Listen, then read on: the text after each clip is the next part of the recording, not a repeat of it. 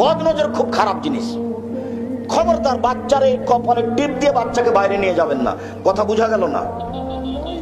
টিপ দিয়ে বাচ্চাকে বাইরে নিয়ে যাবেন না, বাচ্চাকে সাজগোজ করে বাইরে নিয়ে যাবেন না, সন্ধ্যার সময় বাচ্চাকে ছাদের উপরে নিয়ে যাবেন না, সন্ধ্যার সময় বাচ্চাকে উঠানে আগুনে নিয়ে যাবেন না, বাড়ির চত্বর বাইরে নিয়ে যাবেন না। শয়তানের নজর পড়তে পারে, মানুষের নজর পড়তে পারে। বদ নজর, বদ নজর এমন একটা জিনিস, আল্লাহ নবী বলছেন যদি কোনো জিনিস ভাগ্যকে ভেঙে ফেলে দিতে পারতো তো বদ নজরই পারতো। খালি আপনি বাড়িতে নিয়ে এসেছেন ছেলে, আর বাচ্চা একবারে বমন করে তুলে মরে মরে পেশাব পায়খানা, মনে হচ্ছে এখনই চলে যাবে, তার নামে বদ নজর লেগেছে। বদ নজর কি জিনিস জানেন? এক মিনিট, এই ছেলে, আপনারা স্বামী স্ত্রী বাড়িতে বসে আছেন, আপনার স্ত্রী আপনাকে বলছে শোনো, দেখছো মুরগির বাচ্চাগুলো কত সুন্দর সুন্দর হয়ে উঠেছে, তা আপনাকে দেখতে ডাকলো, তা আপনিও দেখলেন, স্বামী স্ত্রী বাচ্চাগুলি দেখলেন।